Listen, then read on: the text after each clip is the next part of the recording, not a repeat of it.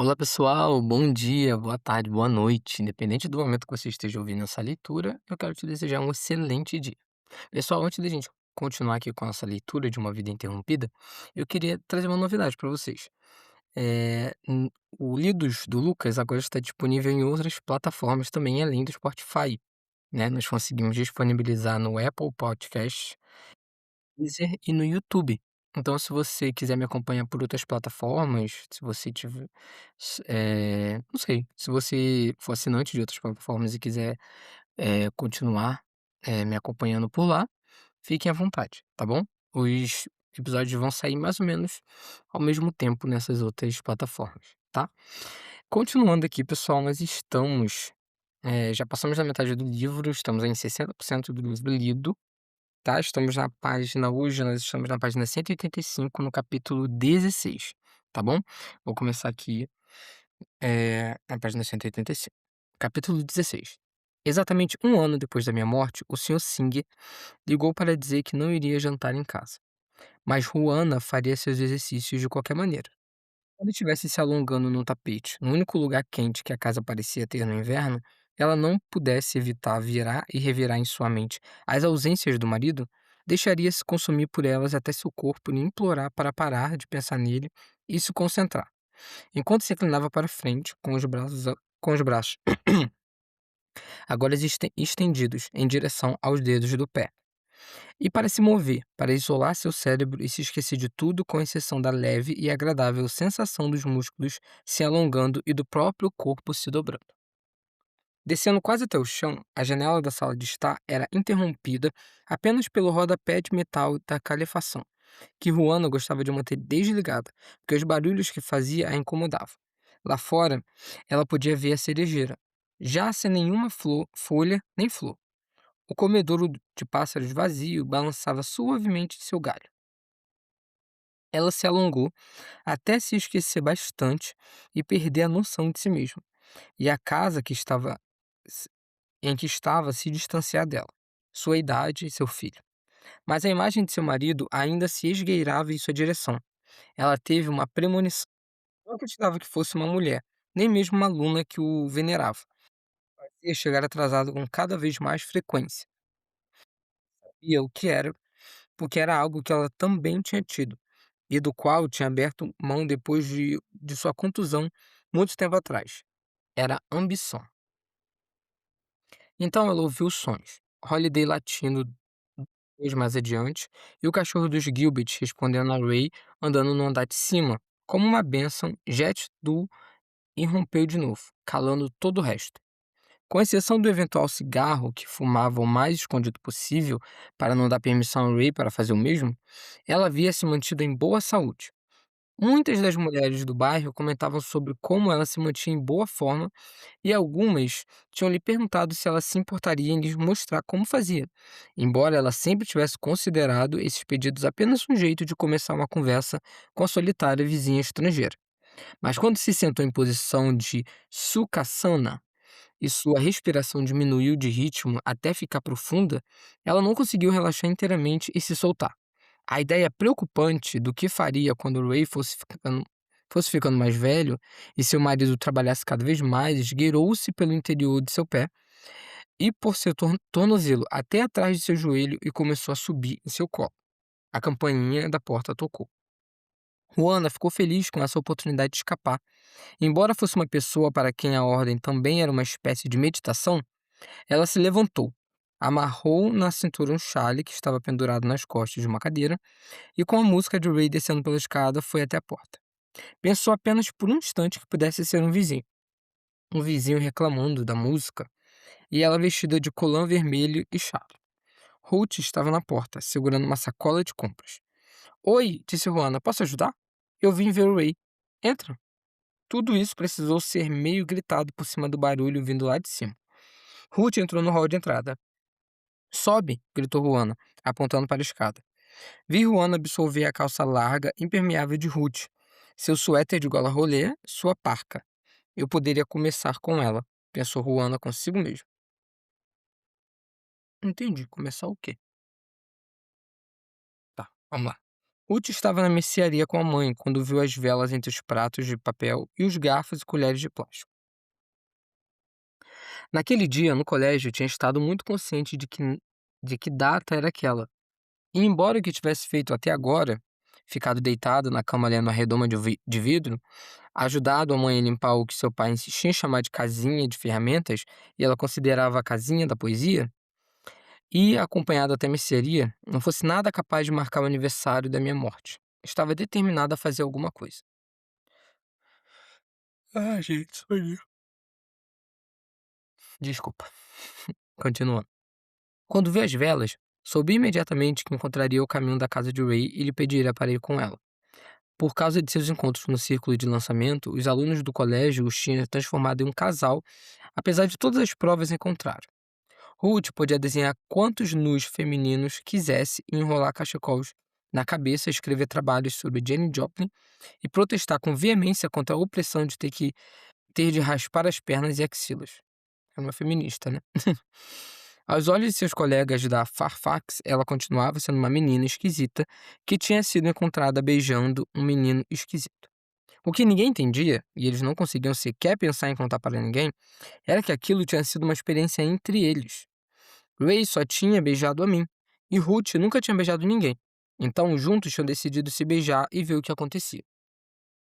Não estou sentindo nada, disse Ruth depois, quando os dois estavam deitados sobre as folhas de bordo, debaixo de uma árvore atrás do estacionamento dos professores.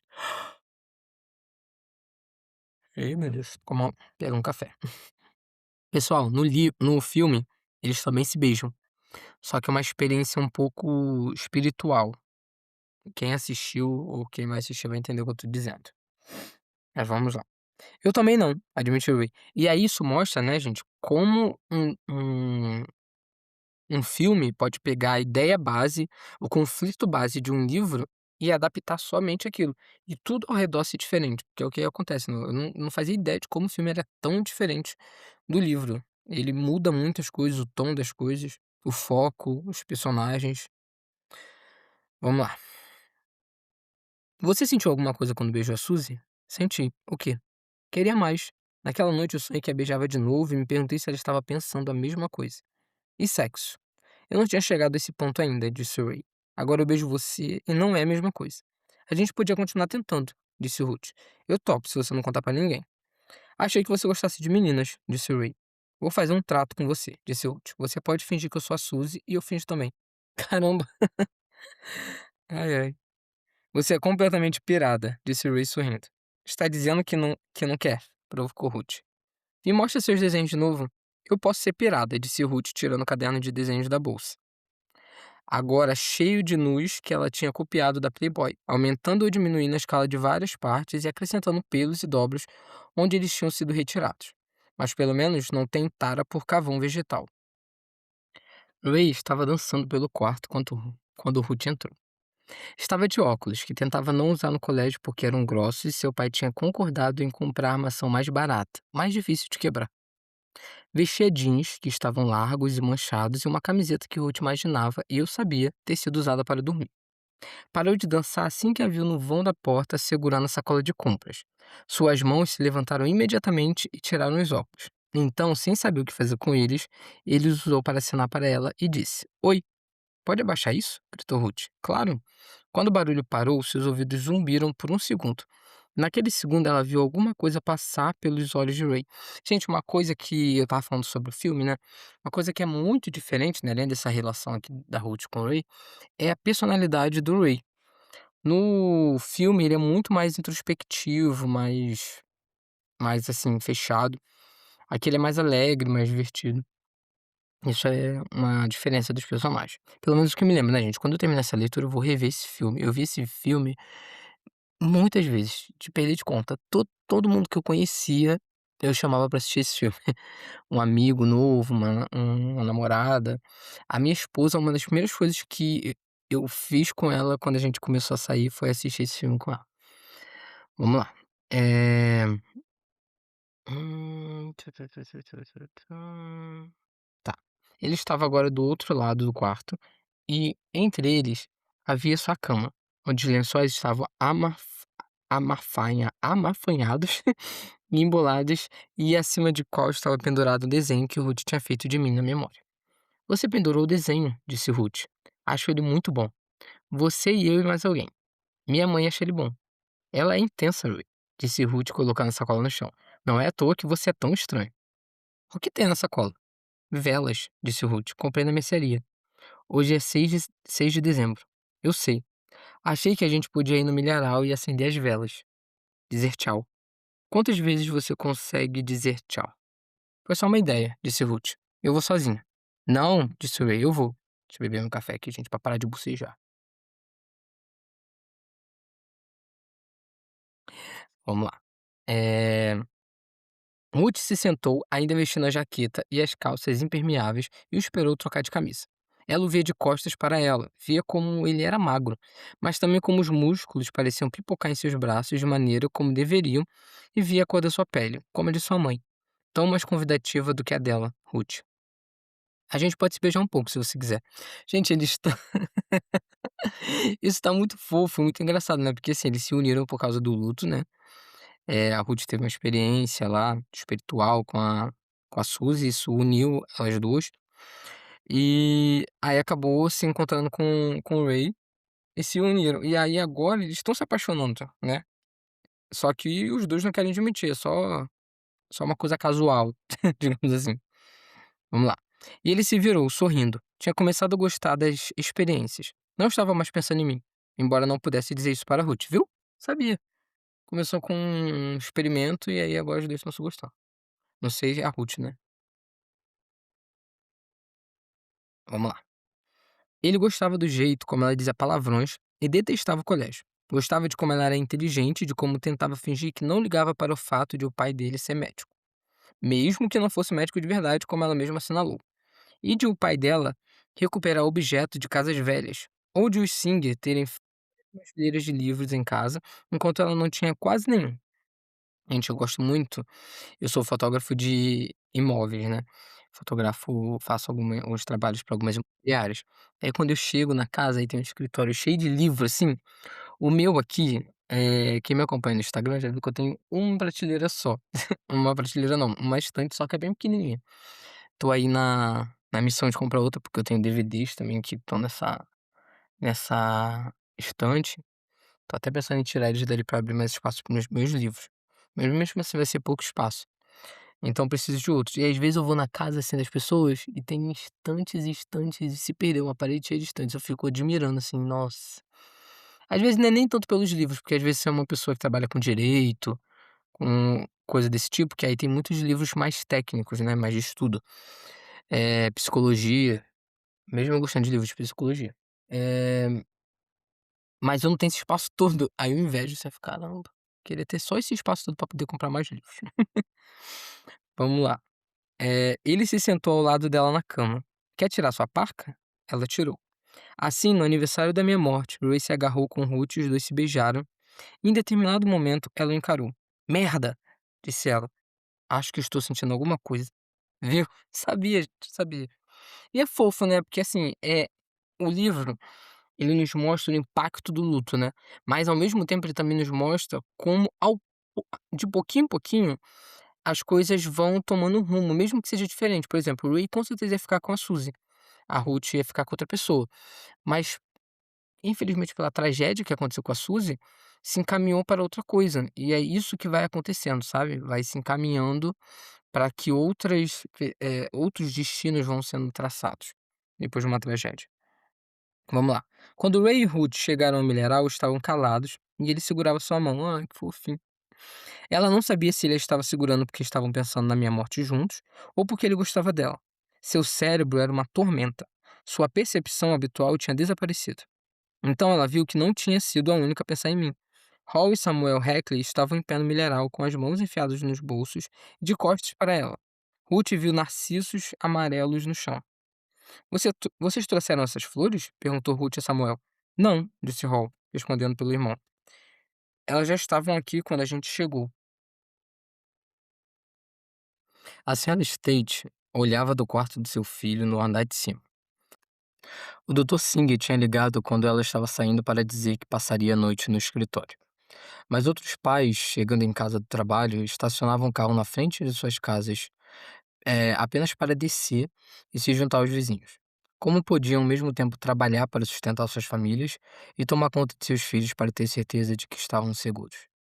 Como um grupo, eles descobriram que isso era impossível, por mais que criassem regras. O que tinha acontecido comigo poderia acontecer com qualquer um. Ninguém tinha ligado para minha casa. Minha família foi deixada em paz. A barreira intransponível que cercava os sarrafos, a chaminé, a pilha de lenha, o carninho, caminho da garagem, a cerca. Era como uma camada de gelo transparente que cobria as árvores quando chovia e depois nevava. Nossa casa tinha o mesmo aspecto de qualquer outra do quarteirão, mas não era igual. O assassinato tinha uma porta vermelho-sangue atrás da qual ficava tudo que era inimaginável para todo mundo. Vamos para outro parágrafo aqui, pessoal. Quando o céu se coloriu de uma cor de rosa manchado, Lindsay percebeu o que estava acontecendo. Minha mãe não levantou os olhos de seu livro uma única vez. Eles estão fazendo uma cerimônia para Suzy, disse Lindsay. Ouvi. Ela abriu uma fresta da janela. O ar-frio de dezembro entrou junto com o som distante de um canto. Minha mãe usou toda a sua energia. Já tivemos a homenagem, disse ela. Isso para mim acabou. O que acabou? Os cotovelos da minha mãe estavam nos braços da cadeira amarela, cujo encosto se prolongava em abas laterais. Ela se inclinou ligeiramente para frente e seu rosto entrou na sombra, tornando difícil para Lindsay ver sua expressão. Não acho que ela esteja lá fora. Desculpa, gente, li errado. Não acho que ela esteja nos esperando lá fora. Não acho que acender velas e fazer tudo isso que esteja honrando a memória dela. Existem outras maneiras de honrá-la. Como, por exemplo? Perguntou Lindsay. Ela estava sentada de pernas cruzadas no tapete na frente da minha mãe, que estava sentada em sua cadeira com o dedo marcando a página de Molière. Eu quero ser mais do que uma mãe. Lindsay achou que podia entender isso. Ela queria ser mais do que uma menina. O dedo de Molière em cima da mesa de apoio e deslizou para frente na cadeira até se sentar no tapete. Fiquei espantada com aquilo. Minha mãe não sentava no chão. Sentava-se sentava-se na frente da mesa de pagar contas ou na cadeira de abas laterais, ou algumas vezes na ponta do sofá com Holiday encolhida ao seu lado. Ela segurou a mão da minha irmã. Você vai deixar a gente? Perguntou Lindsay. Minha mãe tremeu. Como poderia dizer o que já sabia? Em vez disso, mentiu. Prometo que não vou deixar vocês. O que ela mais queria era ser de novo aquela menina livre, empilhando porcelana na Walda Marks, escondendo de seu gerente a xícara Wedgwood com a asa que tinha quebrado, sonhando em morar em Paris como Simone de Beauvoir e Sartre, e voltando para casa naquele dia rindo consigo mesma daquele desajeitado Jack Salmon, que era bem bonitinho, mesmo que detestasse fumaça. Os cafés em Paris eram cheios de cigarro, tinha-lhe dito ela, e ele parecera impressionado. No final daquele verão, quando ela o convidou para entrar e eles tinham feito amor, ambos pela primeira vez, ela tinha fumado um cigarro, de brincadeira. Ele tinha dito que ia fumar um também. Deixa eu reler essa frase que eu acho que eu fiz a entonação errada. No final daquele verão, quando ela o convidou para entrar e eles tinham feito amor, ambos pela primeira vez, ela tinha fumado um cigarro, e de brincadeira ele tinha dito que ia fumar um também.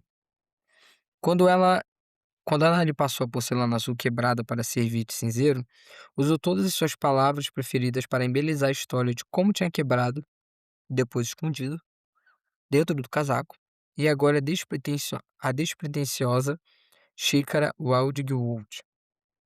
Vem aqui, filhinha, disse minha mãe. Ele se foi. Apoiou as costas no peito da minha mãe, e minha mãe aninou desajeitadamente em cima do tapete. Você está indo tão bem, Lindsay. Está mantendo seu pai vivo. E ouviram o carro dele chegar na frente da casa. Lindsay se deixou abraçar enquanto minha mãe pensava em Juana Singh atrás da sua casa, fumando. O cheiro doce do rio tinha se espalhado pela rua e levado minha mãe para muito longe. Seu último namorado, antes do meu pai, adorava Gauloises. Era um menino pretensioso, pensou ela, mas também era tão sério, de um jeito que lhe permitia ser também tão sério. Está vendo as velas, mãe? Perguntou Lindsay olhando pela janela. Vai buscar seu pai, disse minha mãe. Minha irmã encontrou meu pai na lavanderia, pendurando suas chaves e seu casaco. Sim, eles iriam, disse ele. É claro que iriam. Papai, chama meu irmão do segundo andar, onde minha irmã e meu pai foram encontrá-lo. Sua vez, disse meu pai enquanto o Buckley imobilizava. Estou cansada de proteger ele, disse Lindsay. Não parece real ele não ser incluído. A Suzy morreu, ele sabe. Meu irmão levantou os olhos para ela. Tem uma festa para Suzy, comentou Lindsay. E o papai e eu vamos levar você. A mamãe está doente? Perguntou Buck. Lindsay não queria mentir para ele, mas também sentiu que aquele era uma descrição precisa do que sabia. Está. Lindsay concordou em encontrar nosso pai no andar de baixo, enquanto levava Buckley para mudar de roupa em seu quarto. Eu vejo ela, sabe? Disse Buckley. E Lindsay olhou para ele. Ela vem e fala comigo. Desculpa, gente. Você seja forte. Vou repetir aqui. Continua. Ela vem e fala comigo. E fica comigo enquanto você está no futebol. Lindsay não sabia o que dizer, mas estendeu os braços e o agarrou e o apertou junto ao corpo, do jeito que sempre apertava a Holiday. Você é tão especial, disse ela para o meu irmão. Eu vou sempre estar aqui, não importa o que acontecer. Meu pai desceu devagar as escadas com a mão esquerda apertando o corrimão de madeira, até chegar ao hall de piso de pedra. Sua chegada foi ruidosa. Minha mãe pegou seu livro de Molière e se esgueirou para a sala de jantar, onde ele não haveria. Ficou lendo seu livro, em pé no canto da sala de jantar, escondendo-se de sua família. Esperou a porta da frente se abrir e se fechar. Meus vizinhos, professores, meus amigos e minha família formaram um círculo em volta de um ponto arbitrário, não muito longe de onde eu tinha sido morta. Meu pai, minha irmã e meu irmão tornaram a ouvir o canto quando saíram de casa. Tudo no meu pai se curvava e se lançava na direção do calor e da luz. Ele queria tanto que eu fosse lembrada nas mentes e corações de todo mundo. Olhando aquilo, descobri uma coisa: quase todo mundo estava se despedindo de mim. Eu estava me tornando uma das muitas menininhas perdidas. Eles voltariam para casa e se poriam para descansar.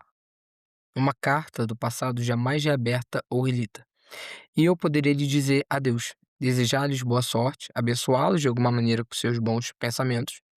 Um aperto de mão na rua, um objeto caído, recolhido e devolvido, ou um aceno amigável de uma janela distante. Um maneio de cabeça, um sorriso, um instante em que os olhos se encontram por cima das caritas de uma criança. Ruth foi a primeira a ver os três membros da família e puxou a manga de Ray. Vai ajudar ele, sussurrou ela. E Ray, que tinha conhecido meu pai em seu primeiro dia do que revelaria uma longa jornada para tentar encontrar meu assassino, adiantou-se. Samuel também se aproximou. Como jovens pastores, eles levaram meu pai, minha irmã e meu irmão para junto do grupo, que abriu um grande espaço para eles e se calou. Meu pai não saía de casa havia meses, exceto para ir voltar do carro do trabalho, desculpa, gente. Exceto para ir e voltar de carro do trabalho ou ficar sentado no quintal dos fundos, tão pouco tinha visto seus vizinhos. Naquele momento, ele olhou para eles, passou os olhos de rosto em rosto, até tinha sido amada por pessoas que ele nem sequer conhecia. Seu coração se encheu de alegria, como um calor que não tinha tido durante o que lhe parecia um tempo muito longo, a não ser por pequenos instantes esquecidos com Buck, pelos acidentes de amor que aconteciam com seu filho. Ele olhou para o Sr. Alderwey. Stan, a Suzy costumava ficar na janela da frente durante o verão, ouvindo você cantar no seu quintal. Ela adorava. Pode cantar para nós? E naquele tipo de graça que só é concedido raramente e não quando mais se quer para salvar uma pessoa querida da morte, o Sr. Odderwaite vacilou apenas um instante em sua primeira nota. Depois cantou alto e forte e bem. Todos se juntaram a ele. Estamos acabando o capítulo, pessoal. Vamos lá. Eu me lembro daquelas noites de verão de que meu pai falou, de como a escuridão levava uma eternidade para chegar e como ela, eu sempre esperava que a temperatura fosse refrescar. Algumas vezes, em pé na frente da janela aberta do hall de entrada, eu sentia uma brisa. Naquela brisa havia música vinda da casa dos Aldewitt. Enquanto escutava o Sr. Aldewitt cantar todas as baladas irlandesas que tinha aprendido na vida, a brisa começava a ter cheiro de terra e de ar, e de alguma coisa muscosa que só queria dizer uma coisa: tempestade. Então vinha um maravilhoso silêncio temporário, com Lice sentada no velho sofá do seu quarto estudando, meu pai sentado em seu quartinho lendo livros, minha mãe no andar de baixo costurando ou lavando a louça. Eu gostava de pôr uma comprida camisola de algodão e sair para a varanda de trás, onde, conforme a chuva começava a cair em gotas pesadas. Ai, gente, desculpa que eu tô com resfriado. E aí tá me deixando bem fraco, assim, meio sonolento. Me desculpe mesmo. Vou retornar aqui. Eu gostava de pôr uma comprida camisola de algodão e sair para a varanda de trás, onde, conforme a chuva começava a cair em gotas pesadas sobre o telhado, brisas entravam pela tela por todos os lados e fazia a camisola bater no meu corpo. A brisa era quente e maravilhosa, então vinham os raios, e em alguns instantes depois as trovoadas. Minha mãe chegava na porta aberta da varanda e, depois de dar seu aviso padrão, assim você com certeza vai ficar gripada, se calava. Ficávamos as duas escutando a chuva descer e o trovão rugir e sentindo o cheiro da terra se levantando do chão para nos saudar. Você parece invencível, disse minha mãe certa noite. Eu adorava esses instantes, quando parecíamos sentir a mesma coisa. Virei-me de frente para ela, enrolada na minha camisola fina, e disse: Eu sou. E assim finalizamos o capítulo 16, pessoal. E aí, o próximo capítulo ele não é o capítulo 17. Ele é um capítulo chamado Instantâneos. Eu acho que é as fotos que a Suzy tirou, mas é um capítulo bem grande. Eu vou ler aqui. E aí, só depois que vem o capítulo 17, tá? Só pra vocês saberem, esse é o capítulo Instantâneos. Então vamos lá, pessoal. Capítulo Instantâneos. Com a máquina fotográfica que meus pais me deram, tirei dúzias de fotos da minha família. Tantas que meu pai me deu a escolher os filmes que eu achava que deveriam ser revelados. À medida que o custo da minha obsessão aumentava, comecei a guardar duas caixas no meu armário: filmes para revelar e filmes para guardar. Segundo minha mãe, era a única mostra de qualquer habilidade organizacional que eu possuía. Eu adorava o modo como os cubos de flash queimado da Kodak Stamatic, eita gente, Kodak Stamatic marcavam um instante passado, um instante agora, perdido para sempre, a não ser por uma foto. Gente, eu sou fotógrafo, né, como eu falei pra vocês. E eu sou apaixonado pela fotografia como uma máquina do tempo. Eu digo aos meus alunos que a única máquina do tempo que existe é a fotografia, porque ela nos transporta para o passado para viver aquilo que a gente já viveu ou conhecer algo que a gente não viveu. E é esse fascínio aqui da Suzy pela fotografia, eu entendo perfeitamente, é exatamente isso que a gente fotógrafos sentimos. Tá, vamos lá. Depois de usá-los, eu tirava os flashes cúbicos e os passava de uma mão para outra até esfriar. Os filamentos quebrados do flash ficavam azuis da cor de mármore derretido. Ou algumas vezes sua fumaça escurecia o vidro fino. Eu tinha resgatado um instante, o instante usando minha máquina e assim encontrado um jeito de parar o tempo e retê-lo. Ninguém podia tirar aquela imagem de mim, porque ela era minha. Em uma noite de verão de 1975, minha mãe se virou para meu pai e disse: Você já fez amor no oceano? E ele disse: Não, nem eu, disse minha mãe. Vamos fingir que aqui é o oceano e que eu vou embora e podemos nunca mais nos ver. Pera aí, gente. A página colou aqui. Vamos lá. No dia seguinte, ela foi embora para a cabana do pai em New Hampshire. Naquele mesmo verão, Lindsay ou Buckley ou meu pai abriam a porta da frente e encontravam um ensopado ou um bolo nos degraus. Algumas vezes era uma torta de maçã, a preferida do meu pai. A comida era imprevisível. Os ensopados da Sra. State eram horríveis. Os bolos da Sra. Gilbert eram molhados demais, mas suportáveis. As tortas de maçã da Ruana, o paraíso sobre a terra. Em seu escritório, durante as longas noites depois da minha mãe ir embora, meu pai tentava se distrair relendo trechos das cartas de Mary Chestnut para o marido durante a Guerra Civil. Tentava se livrar de qualquer culpa, de qualquer esperança, mas era impossível. Certa vez conseguiu dar um pequeno riso. A Ruana Singh faz uma torta de maçã de matar, escreveu ele em seu caderno. Eu acho que nós teremos aí um divórcio e um relacionamento novo, né? Ou não, vamos ver. No outono, ele atendeu o telefone certa tarde e ouviu a voz da vovó Lin. Jack, anunciou minha avó, estou pensando em ir morar aí. Meu pai ficou calado, mas sua excitação fazia a ligação chiar. Eu gostaria de estar disponível para você e para as crianças. Já faz tempo demais que estou perambulando por este mausoléu. Lin, estamos só começando a refazer nossas vidas, gaguejou ele. Mesmo assim, ele não podia depender da mãe de Nate para tomar conta de Bucky para sempre. 4 meses depois de a minha mãe ir embora, sua ausência temporária estava começando a tornar Ares de permanente. Ou seja, pessoal, ela foi embora, né? É, Aqui diz que no dia seguinte ela foi embora para a cabana do pai em New Hampshire. Eu acho que ela foi para essa cabana, né, pelo visto. Vamos lá. Minha avó insistiu. Eu a vi resistir ao último gole de vodka em seu copo. Vou evitar beber até. Nesse ponto ela pensou bastante. Depois das 5 horas. Disse ela, que diabos, vou parar completamente se você achar necessário. Você sabe o que está fazendo? Minha avó sentiu uma certeza da mão que segurava o telefone até os pés calçados com sapatilhas. Sei sim, eu acho. Foi só depois de desligar o telefone que ele se permitiu pensar.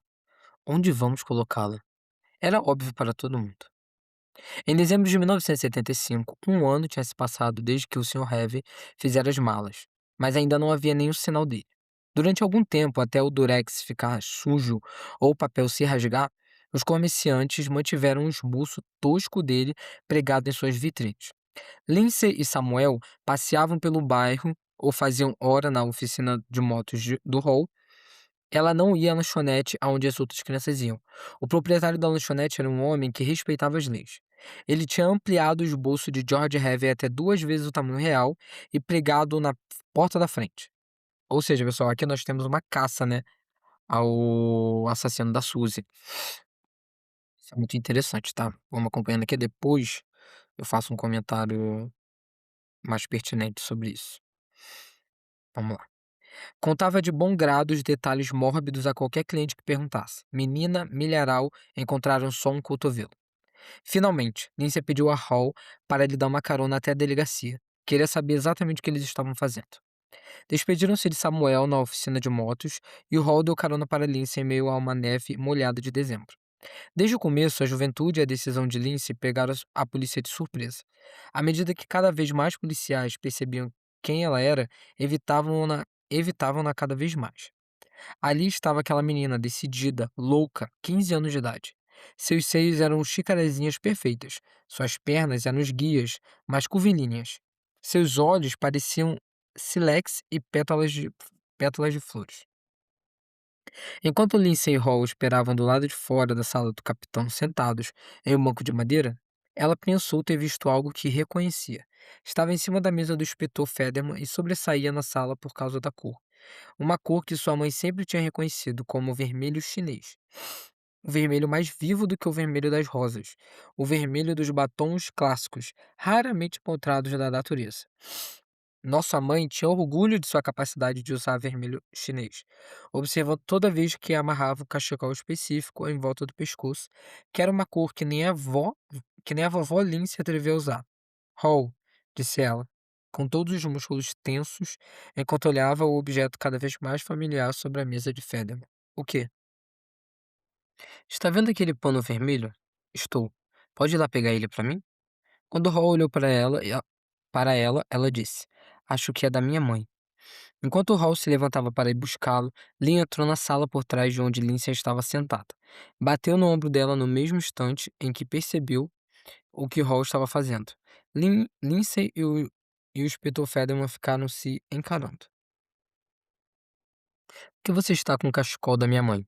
Ele vacilou. "Ela pode ter deixado no meu carro um dia." Lindsay se levantou e ficou de frente para ele. Tinha a visão clara e estava caminhando rápido rumo à pior notícia até então. "O que ela estava fazendo no seu carro?" "Oi, Hall", disse Lin. Hall segurava o cachecol na mão. Lindsay o arrancou dele e sua voz começou a ficar zangada. Por que você está com o cachecol da minha mãe?" E embora Lin fosse o inspetor, foi Hall quem viu primeiro, curvada sobre minha irmã como um arco-íris, a compreensão em todas as suas cores. Do mesmo jeito que acontecia na aula de álgebra ou de inglês, quando minha irmã era a primeira pessoa a descobrir qual a soma de x ou mostrar os duplos sentidos para seus colegas, Hall pôs a mão no ombro de Lindsay para guiá-la. "É melhor a gente ir", disse ele. E mais tarde ela chorou de incredulidade com Samuel no quarto dos fundos da oficina de motos. Outro parágrafo, pessoal. "Quando meu irmão fez 7 anos, ele construiu um forte para mim. Era algo que nós dois tínhamos dito que sempre faríamos juntos e algo que meu pai não conseguia se obrigar a fazer. Aquilo lhe lembrava demais o dia em que tinha construído a tenda com o desaparecido Sr. Hever. Uma família com 5 meninas pequenas tinha se mudado para a casa do Sr. Hever. Risos flutuavam até o escritório do meu pai e da piscina que eles tinham construído na primavera seguinte à fuga do George Hever. O barulho de menininhas, menininhas de sobra. A crueldade daquilo se transformou em vidro se estilhaçando nos ouvidos do meu pai. Na primavera de 1976, com minha mãe ausente, ele fechava a janela do seu quartinho, mesmo nas noites mais quentes para abafar o som. Via seu menininho solitário entre os 3 arbustos de salgueiro falando sozinho. Buckley tinha trazido vasos de barro vazios da garagem. Resgatou o limpador de botas de onde ele estava esquecido na lateral da casa. Qualquer coisa para fazer os muros do forte. Com a ajuda de Samuel, Hall e Lindsay arrastou 2 imensas pedras da frente da entrada da garagem até o quintal dos fundos. Aquilo formava uma estrutura tão insólida, que levou Samuel a perguntar: "Como você vai fazer o telhado?" E Buckley ficou olhando para ele assombrado, enquanto Hall vasculhava mentalmente o conteúdo de sua oficina de motos e se lembrava de 2 velhas folhas de latão ondulado apoiadas na parede dos fundos. Então, em uma noite quente, meu pai olhou para baixo e não viu mais seu filho. Buckley estava abrigado dentro do seu forte. De 4, ele puxava os vasos de barro depois de entrar e neles escorava uma tábua que subia quase até o telhado ondulado. A luz que entrava era justo o suficiente para ler. Hall tinha feito sua vontade e pintado. Afaste-se com grandes letras de cola jet preto em um dos lados da porta de compensado. Aqui a gente vê que o Buckley está começando a se isolar, né? Tá começando a.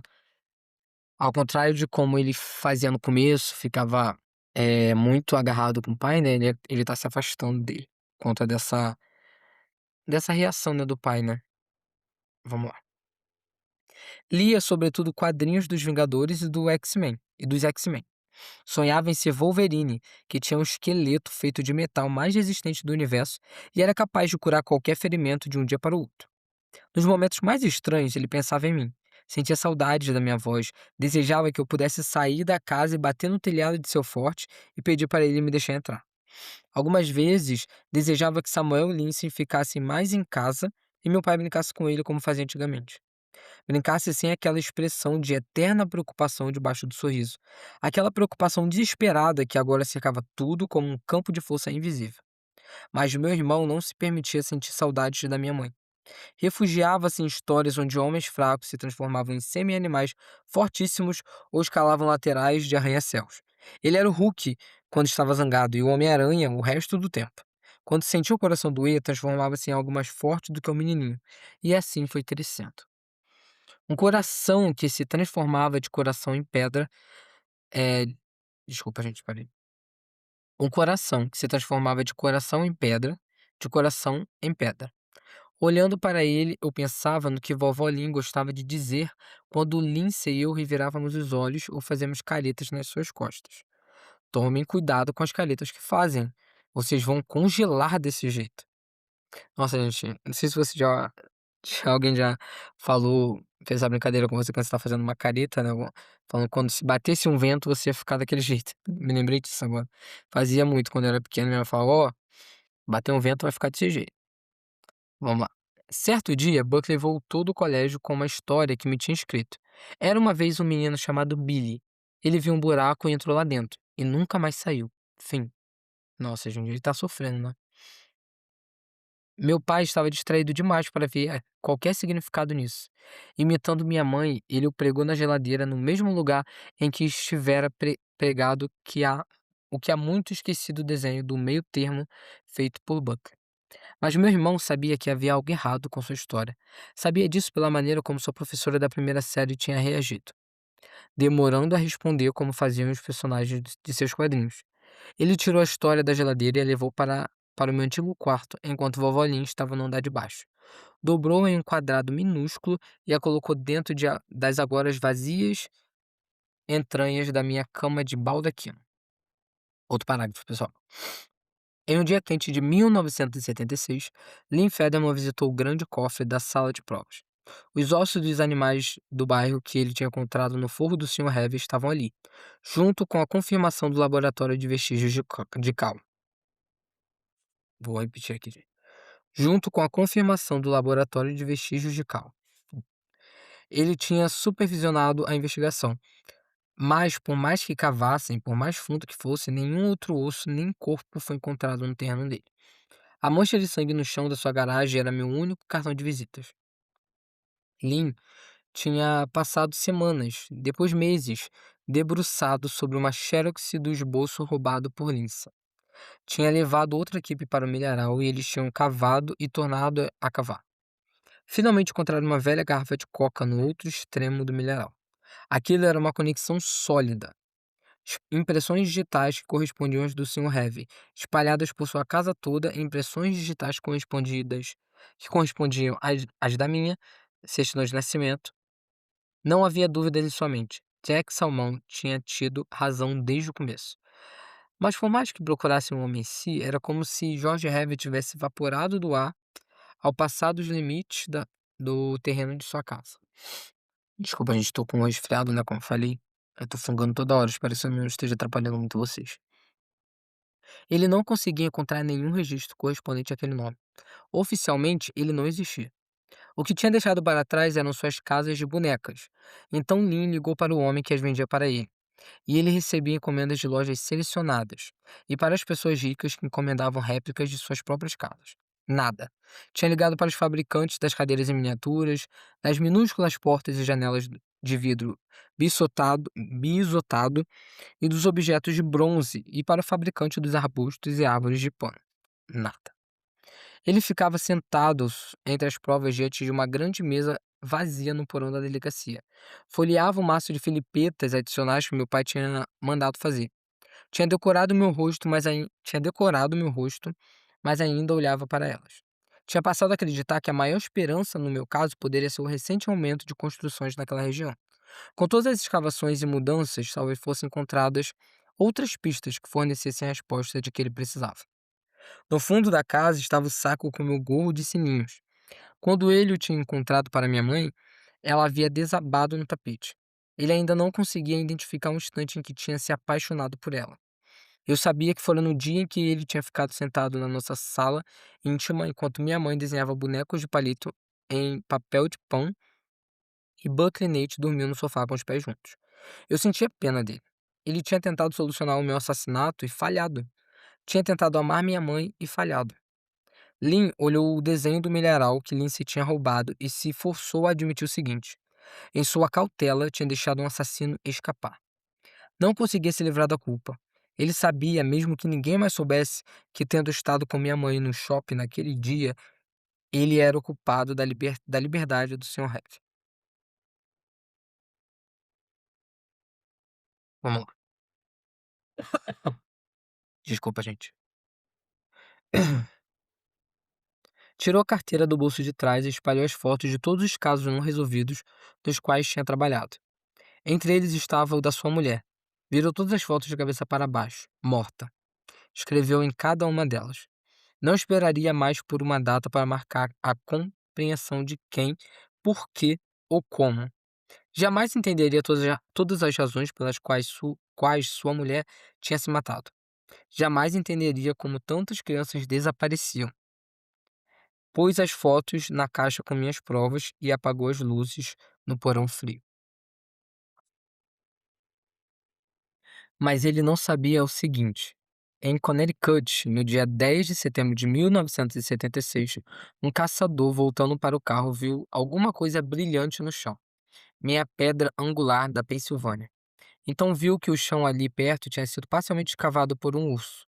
Expo... expostos. Eita, gente! Nossa, agarrei aqui agora. Vamos lá. Expostos pelo urso estavam os inconfundíveis ossos de um pé de criança. Minha mãe só aguentou um inverno em New Hampshire antes de ter a ideia de ir de carro até a Califórnia. Era uma coisa que ela sempre tinha pensado que faria, mas nunca tinha feito. O homem que ela conheceu em New Hampshire tinha lhe dito que havia trabalho a ser feito nas vinícolas dos vales ao norte de São Francisco. Era fácil de conseguir, era físico. E, s- caso se quisesse, podia ser muito anônimo. As três coisas lhe pareciam boas. Esse homem também quis dormir com ela, mas ela disse não. A essa altura, ela sabia que essa não era mais a saída. Desde a primeira noite com Lynn nas entranhas do shopping, soubera que eles dois não estavam construindo nada, nem sequer foi capaz de senti-lo de verdade. Fez as malas para a Califórnia e mandou postais para meu irmão e minha irmã de cada uma das cidades onde parava. Oi, estou em Eita. Oi, estou em Dalton. O pássaro símbolo de Ohio é o cardeal. Cheguei a Mississippi na noite passada, no pôr do sol. É realmente um rio enorme. No Arizona, quando estava 8 estados além do mais longe em que jamais estivera, ela pagou pelo quarto e levou consigo um balde de gelo da máquina do lado de fora. No dia seguinte, chegaria à Califórnia e, para comemorar, tinha comprado uma garrafa de champanhe. Pensou no que o homem de New Hampshire, gente, eu tento falar rápido, né, o nome dessas cidades dos Estados Unidos, mesmo sabendo como é a pronúncia, quando a gente tenta falar rápido, a gente se confunde, né? Vamos lá, pensou no que o homem de New Hampshire tinha dito, em como ele tinha passado um ano inteiro tirando um mofo dos gigantescos barris que guardavam o vinho. Ficava deitado de costas e precisava usar uma faca para tirar as camadas de mofo. O mofo tinha a cor e a consistência de fígado, e por mais que ele tomasse banho, horas depois ainda atraía moscas de banana. Ele bebericou o champanhe de um copo de plástico e se olhou no espelho. Forçou-se a olhar. Desculpa, gente, falei ele, mas é ela. Ela bebericou o champanhe de um copo de plástico e se olhou no espelho. Forçou-se a olhar, que é a mãe da Susan, né? Sempre que eu falei ele, né? Fui lendo rápido aqui, acabei lendo a palavra errada. Então se lembrou de estar sentada em nossa sala de estar, comigo, e com minha irmã, com meu irmão e meu pai, na primeira noite de ano novo em que nós cinco tínhamos ficado acordados. Ela havia organizado o dia para garantir que Buckley dormisse o suficiente. Gente, perdão aí, deixei meu computador no volume alto, acabou saindo uma notificação aí. Mas já coloquei aqui no modo silencioso. Vamos lá. Quando ele acordou e já estava escuro, teve certeza de que alguém melhor do que o Papai Noel viria visitá-lo naquela noite. Em sua mente via a imagem das melhores férias de sua vida, como um Big Bang, quando ele seria transportado para o mundo dos brinquedos. Horas mais tarde, enquanto ele bocejava e se deitava no colo da minha mãe, e ela penteava seus cabelos com os dedos, meu pai foi até a cozinha fazer um chocolate quente e minha irmã e eu servimos bolo de chocolate alemão. Quando o relógio bateu meia-noite e ouvi apenas gritos distantes e alguns tiros para o ar em nosso bairro, meu irmão ficou incrédulo. Foi invadido tão depressa e tão completamente pela decepção que minha mãe ficou sem saber o que fazer. Pensava naquilo como uma espécie de pigli. Não, desculpa, de Peggy Lee, criança perguntando: "É só isso?" Depois caindo no choro. Lembra lembrava-se de que meu pai tinha pegado o Butler no colo e começado a cantar. Nós cantamos também. Que velhos desconhecidos sejam esquecidos e nunca mais lembrados. Se velhos conhecidos forem esquecidos e dias muito remontados. E Buckley tinha ficado nos encarando. Captou a palavra desconhecida como uma bolha flutuando no ar acima dele. Dias muito remontados? Disse ele com ar de assombro. O que isso quer dizer? Perguntei a meus pais. Antigamente, disse meu pai. Muito antigamente, disse minha mãe. Mas então, de repente, ela tinha começado a juntar os farelos do bolo em seu prato. Ei, olhos de oceano, disse meu pai. Para onde você viajou agora? E ela se lembrou que tinha respondido a pergunta dele com um fechamento, como se seu espírito tivesse uma tampa, um giro para a direita, e ela estava em pé me pedindo para ajudá-la a tirar a mesa. No outono de 1976, ao chegar à Califórnia, ela foi direto à praia e parou o carro. Tinha a sensação de não ter passado por nada, a não ser famílias por 4 dias. Famílias brigando, famílias chorando, famílias gritando, famílias sob a milagrosa pressão do dia a dia, e ficou aliviada ao ver as ondas do para-brisa do carro. Não pôde evitar pensar nos livros que tinha lido na universidade, O Despertar, e no dia que tinha acontecido com uma, es- e no que tinha acontecido com a escritora Virginia Woolf. Tudo parecia tão maravilhoso naquela época, etéreo e romântico. Pedras no bolso, andar para dentro das ondas.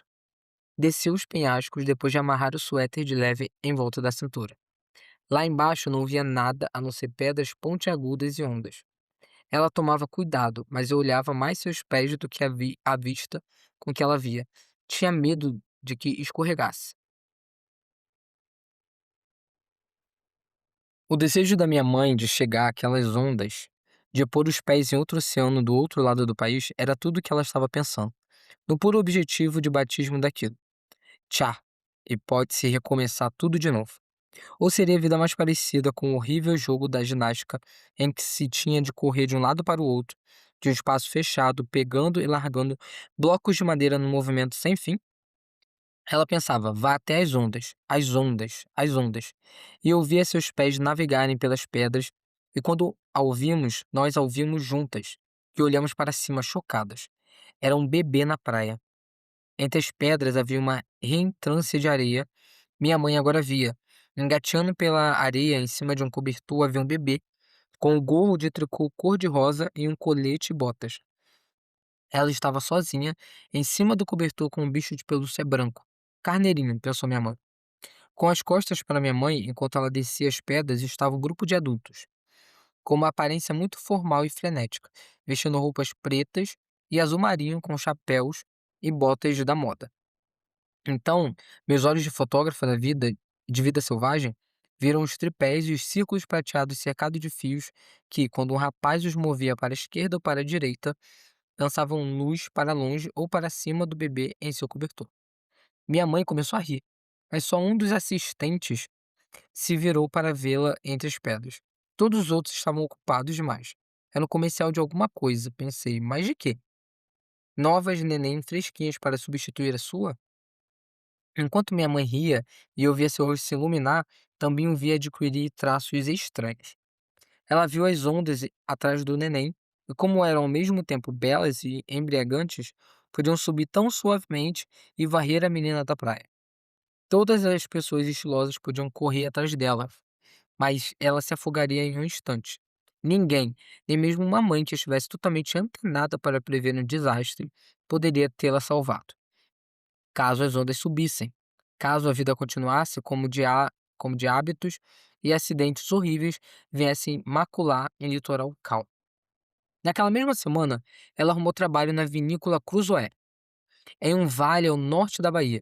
Escreveu para minha irmã e para meu irmão postais repletos dos fragmentos brilhantes de sua vida, esperando soar alegre no espaço limitado de um postal. Em seus dias de folga, descia as ruas de Salsalino ou Santa Rosa, pequeninas cidades chiques onde todo mundo era desconhecido. E, por mais que tentasse se concentrar no desconhecido promissor, ao entrar em uma loja de presentes ou em um café, as 4 paredes à sua volta começavam a respirar como um pulmão. Então ela sentia, subindo pelo interior de seus tornozelos e até sua barriga, o ataque, a dor chegando, as lágrimas como um pequeno exército incansável aproximando das linhas de frente de seus olhos. E inspirava, absorvendo uma grande golfada de ar para tentar evitar chorar em um local público. pedia café e uma torrada em um restaurante e espalhava lágrimas em cima da torrada. Entrava em um florista e pedia narcisos, e quando não havia narcisos, sentia-se roubada. Era um desejo tão pequeno, uma flor amarelo brilhante. Outro parágrafo, pessoal. A primeira comemoração improvisada no milharal criou em meu pai uma necessidade de mais. Ele agora organizava anualmente uma comemoração a qual compareciam cada vez menos vizinhos e amigos.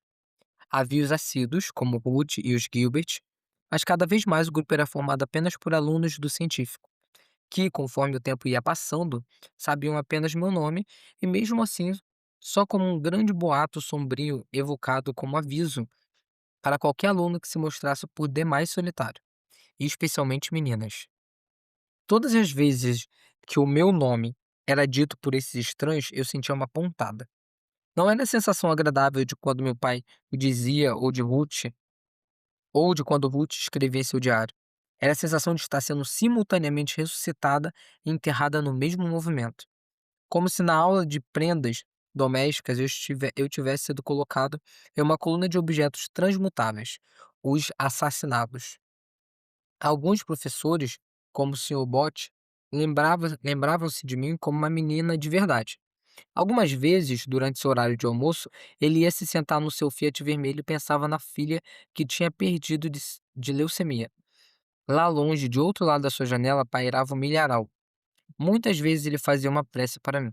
Bebeu um golinho de água aqui, gente, parei.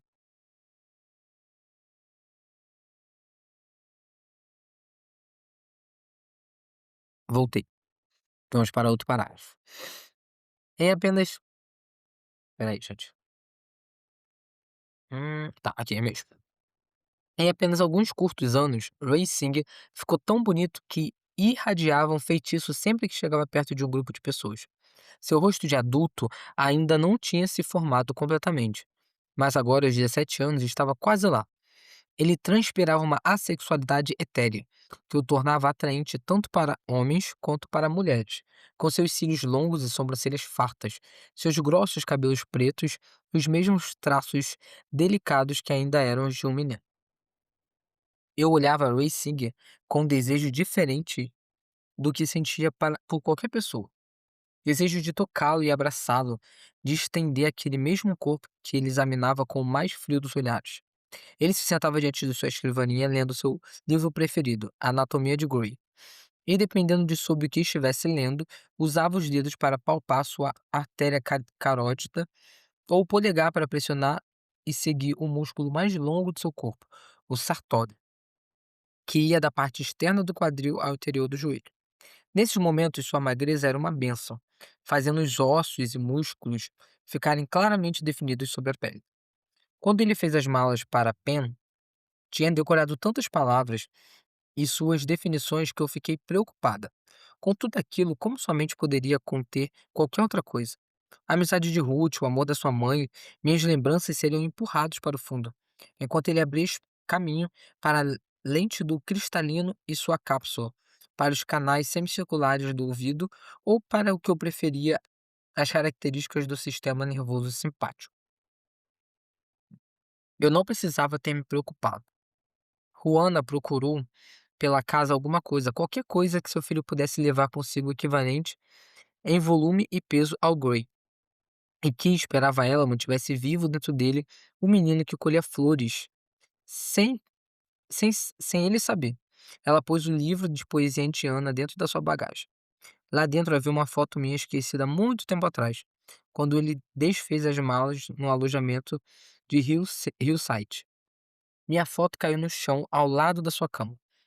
Apesar do modo como era capaz de dissecá-la, os vasos do meu globo ocular, a anatomia cirúrgica da minha fossa nasal, a leve coloração da minha epiderme, não foi capaz de evitá-los, os lábios que um dia tinha beijado. Em junho de 1977, no dia em que teria sido a minha formatura, Ruth e Ray já tinham ido embora. As aulas diurnas terminaram em Fairfax. Ruth se mudou para Nova York com a velha mala vermelha da mãe cheia de roupas pretas novas. Tendo se formado cedo, Ray já estava no final de seu primeiro ano na Penn. Na nossa cozinha, naquele mesmo dia, vovó Lin deu um livro sobre jardinagem para Buck. Ela lhe contou como as plantas vinham de sementes, que os rabanetes que ele detestava eram os que cresciam mais rápido, mas que as flores que ele adorava podiam nascer de sementes também. E começou a lhe ensinar seus nomes: zinnias e cravos de defunto, amores perfeitos e lilazes, cravos e petúnias, e vinhas de hipoméis. Outro parágrafo. De vez em quando, minha mãe ligava da Califórnia. Meus pais tinham conversas apressadas e difíceis. Ela pedia notícias de Buckley e Lindsay e Holiday. Perguntava como estava indo a casa e se ele tinha alguma coisa para contar para ela. Ainda sentimos saudades suas, disse ele em dezembro de 1977, quando as folhas já tinham todas caído e sido sopradas pelo vento ou varridas, mas ainda assim com a terra esperando para recebê-las. Não tinha havido neve. Eu sei disso, disse ela. E lecionar? Pensei que fosse esse o seu plano. Era, reconheceu ela. Ela estava falando no telefone do escritório da vinícola. As coisas estavam mais calmas depois da multidão da hora do almoço. Peraí, mais 5 limusines de velhas senhoras, todas de pileque, eram esperadas para dali a pouco. Ela ficou em silêncio e depois disse alguma coisa com ninguém. Nossa, que estranho isso. Ela ficou em silêncio e depois disse alguma coisa que ninguém. Ah, tá. Uma coisa que ninguém, muito menos meu pai, poderia ter contestado. Planos mudam. Outro parágrafo. Antes desse parágrafo, pessoal, esse capítulo, né, é chamado instantâneo. Aí parece que a Suzy é como se ela estivesse vendo retratos da sua família ao longo de alguns anos, né? Ela tá dando como se fosse um salto temporal, mas falando algumas coisas que aconteceu, né? Ela começou no verão de 75 e a gente já tá em dezembro de 77. Já passaram isso aí 2 anos. Vamos lá, vamos continuar. E eu acho que ela ainda vai falar bastante ainda, né? Ainda tem ainda tem 3 páginas, então ela vai dar uma boa avançada aí. Vamos lá. Em Nova York, Ruth morava dentro do closet de uma velha senhora na Lower East Side. Lower East Side. Era a única coisa que conseguia pagar, mas não tinha intenção de passar muito tempo ali. Diariamente, enrolava seu futon de solteiro no canto para poder ter um pouco de espaço onde se vestir. Só visitava o closet uma vez por dia e nunca passava nenhum tempo ali, se pudesse evitar. O closet era para dormir e ter um endereço, um poleiro sólido, embora minúsculo na cidade. Ela trabalhava em um bar e percorria cada centímetro de Manhattan nas horas de folga. Eu a via marchar pelo cimento com suas botas desafiadoras, certa de que mulheres estavam sendo assassinadas aonde quer que fosse, em escadas subterrâneas e lá no alto, dentro dos lindos arranha-céus. Ela escrevia pequenas preces em seu diário nos cafés e bares, onde parava para usar o banheiro depois de pedir o item mais barato do cardápio. Tinha se convencido de possuir uma segunda visão que ninguém mais tinha. Não sabia o que faria com aquilo, a não ser tomar copiosas notas para o futuro, mas tinha perdido o medo. O mundo das mulheres e crianças mortas que via tinha se tornado tão real para ela quanto o mundo em que vivia. Na biblioteca de Penn, Ray lia sobre os idosos, sob o título em negrito, As Condições da Morte. O trecho descrevia um estudo feito em asilos, onde uma grande porcentagem de pacientes relatava aos médicos e enfermeiras que via alguém no pé de suas camas à noite. Muitas vezes essa pessoa tentava falar com eles ou chamar seu nome. Algumas vezes os pacientes ficavam tão agitados durante essas visões que precisavam receber um sedativo ou ser amarrado à cama. O texto prosseguia explicando que essas visões eram resultado de pequenos derrames que muitas vezes pressentiam a morte. O que o ai, tá em parênteses, tá, pessoal? O que o laico geralmente considera o anjo da morte, caso isso seja discutido com a família do paciente, deve-lhe ser apresentado como uma série de pequenos derrames que intensificam o estado de declínio já pronunciado. Durante um instante, com o dedo marcando uma página, Ray imaginou como seria se, debruçado sobre a cama de um paciente idoso, permanecendo-se o mais aberto possível a todas as possibilidades, ele pudesse sentir alguma coisa roçar nele como Ruth tinha sentido tantos anos atrás no estacionamento. O Sr. Heaven estava morando ao ar livre no corredor nordeste das áreas eita, gente, nas áreas adjacentes a Boston até a ponta norte dos estados do sul, onde ele ia para encontrar trabalho mais fácil e menos perguntas e fazer uma eventual tentativa de regeneração.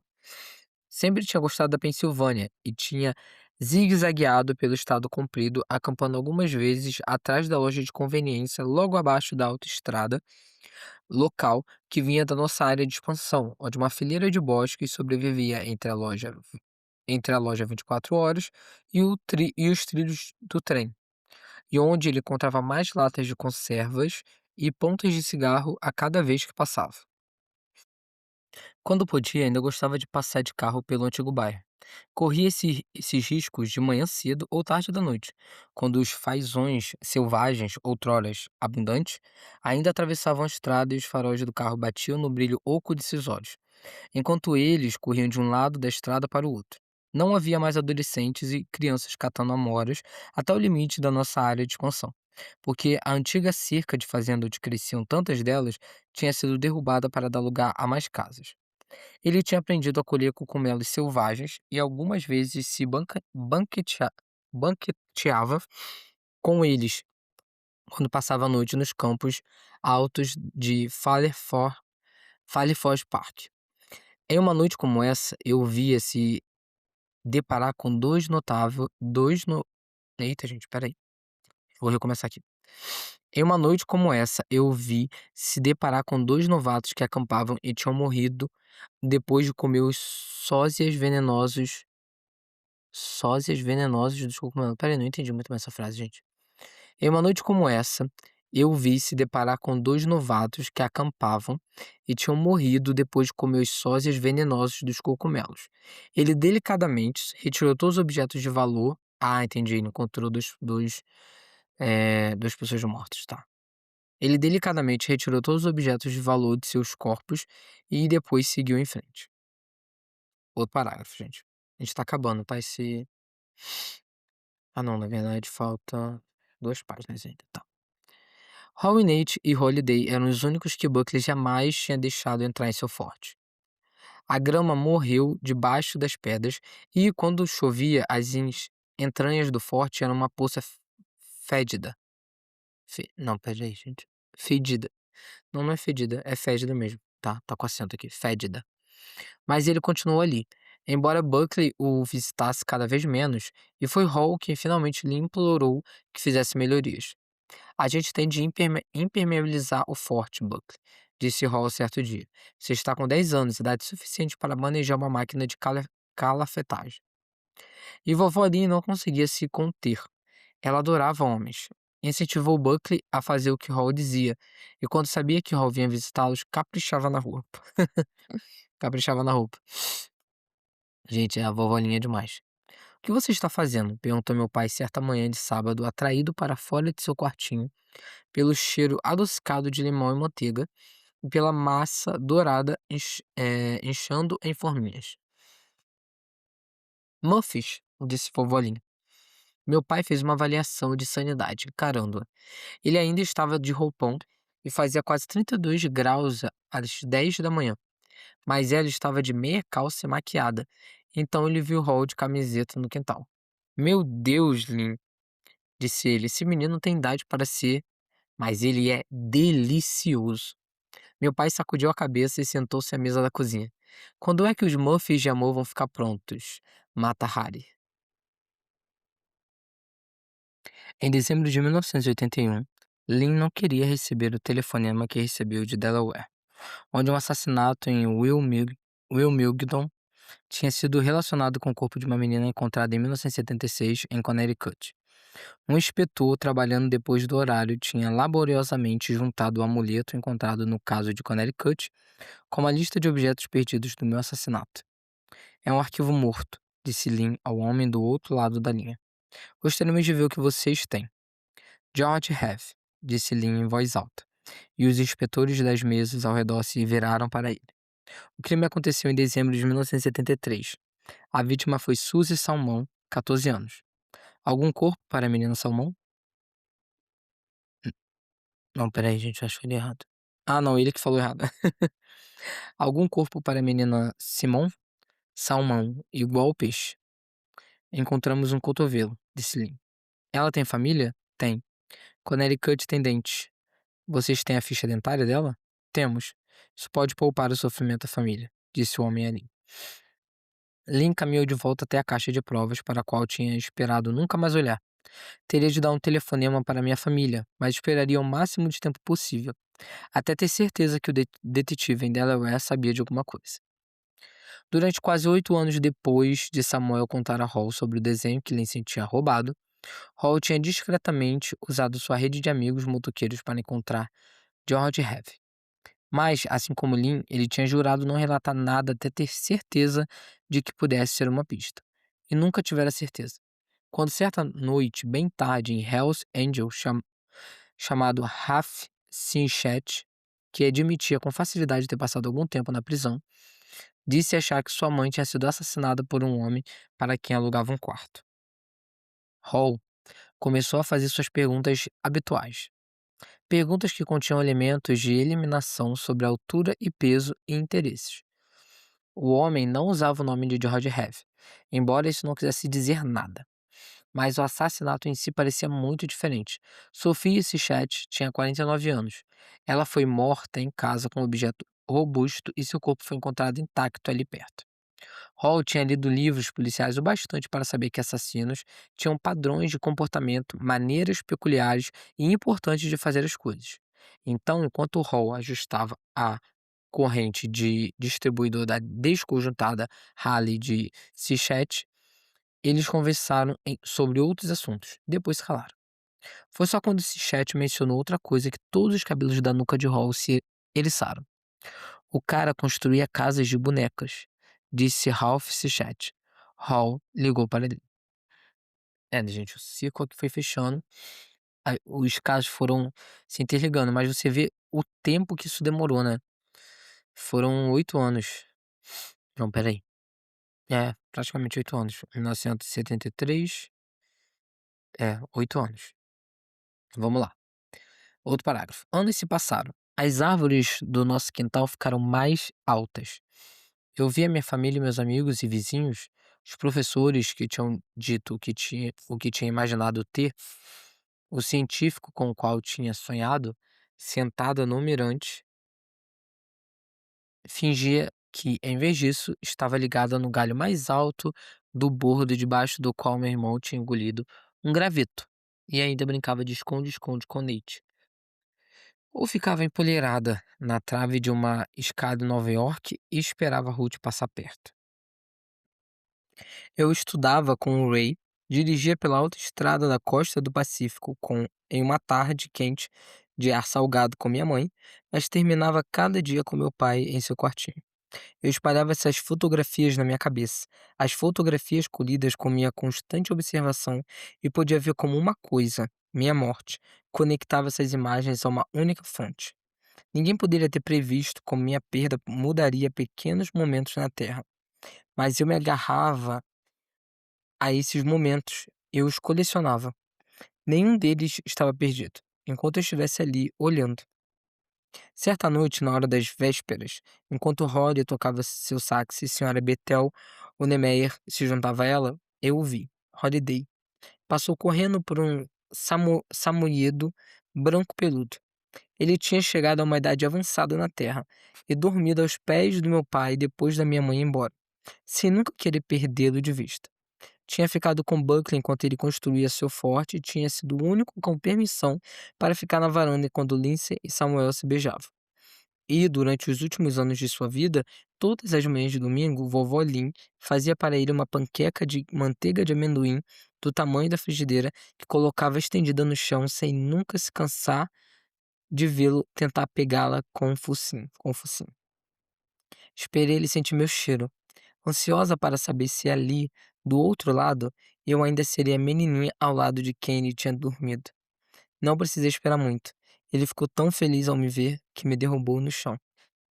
E assim terminamos o capítulo instantâneo, pessoal.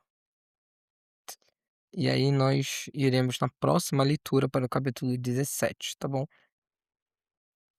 Com isso, pessoal, nós lemos até a página 214, lemos agora até 70% do livro, então estamos aí caminhando para o desfecho, né, para o final dele.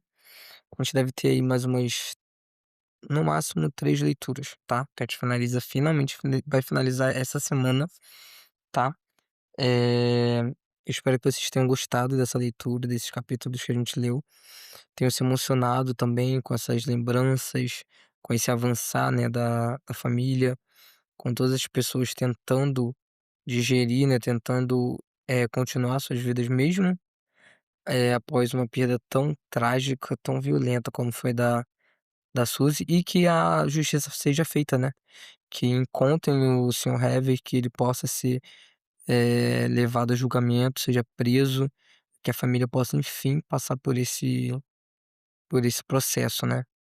Mas enfim, pessoal, é isso, não vou me alongar mais, vou postar esse episódio agora, né, são 11 e pouco aqui, deve entrar aí no ar por volta da meia-noite. Eu espero que vocês gostem, deixe aí seus comentários. Se você ainda não me segue no Instagram, vai lá, o @lidos do Lucas. Se você quer algum livro aqui que eu leia, faça uma leitura humanizada, comentada, de qualquer livro, só me mandar lá que eu vou colocar aqui na minha filhinha, tá bom, pessoal? É isso, um abraço e até a próxima leitura.